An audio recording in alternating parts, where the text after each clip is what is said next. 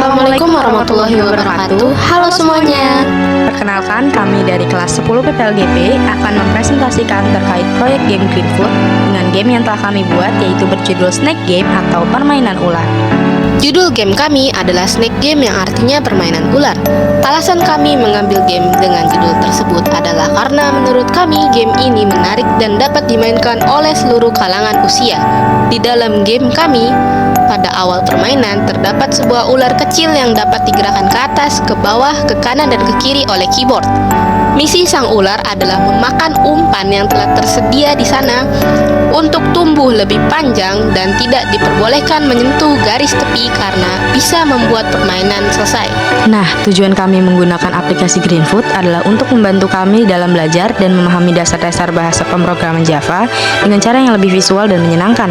Jadi bukan hanya teori saja, namun bisa langsung dipraktikkan dalam bentuk game. Saya bertanggung jawab terutama di bagian coding, mulai dari membuat logika game sampai menguji kalau ada bug.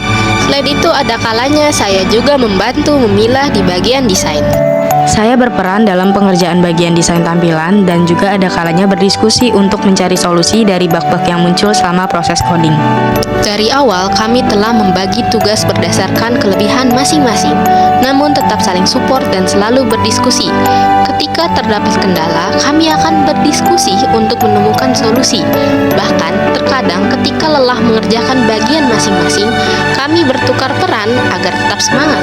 Kerja tim yang saling percaya dan kompak membuat proyek ini tetap berjalan walaupun sempat merasa kewalahan. Selanjutnya, langkah-langkah proyek. Faktanya, game ini dibuat dengan aplikasi Greenfoot menggunakan bahasa pemrograman Java. Di dalamnya terdapat aktor ular, umpan, dan batas-batas arena. Pemain bisa mengontrol ular dengan keyboard dan game akan berhenti saat ular menabrak tepi layar. Di awal pengerjaan proyek ini kami berdua sangat bersemangat. Namun lama-kelamaan waktu yang sempit membuat kami sedikit kewalahan.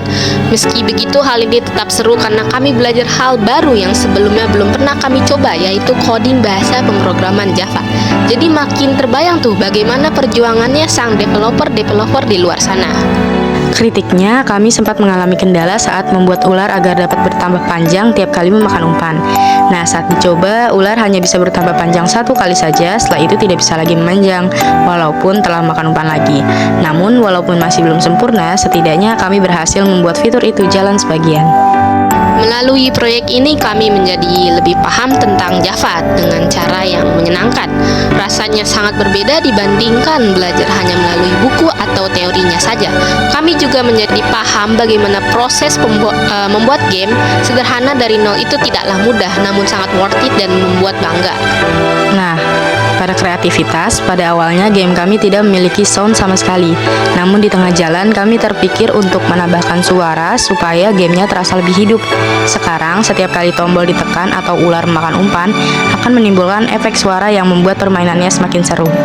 Kami belajar dasar-dasar bahasa pemrograman Java lewat Greenfoot, mulai dari membuat logika game sampai menguji dan memperbaiki error yang muncul. Nah, bagaimana Greenfoot membantu dalam pembuatan game dan pemahaman Java?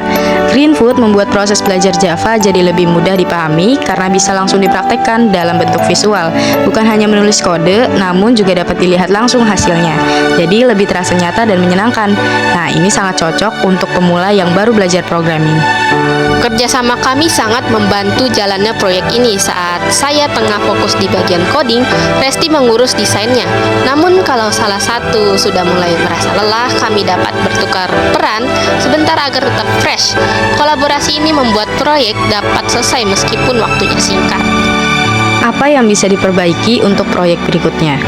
Mungkin yang paling penting untuk kedepannya adalah lebih menghargai waktu dan mengatur jadwal dengan baik, supaya tidak terburu-buru di akhir dan semua bagian dapat dikerjakan dengan lebih maksimal. Sekian presentasi dari kami, kurang lebihnya kami mohon maaf. Wassalamualaikum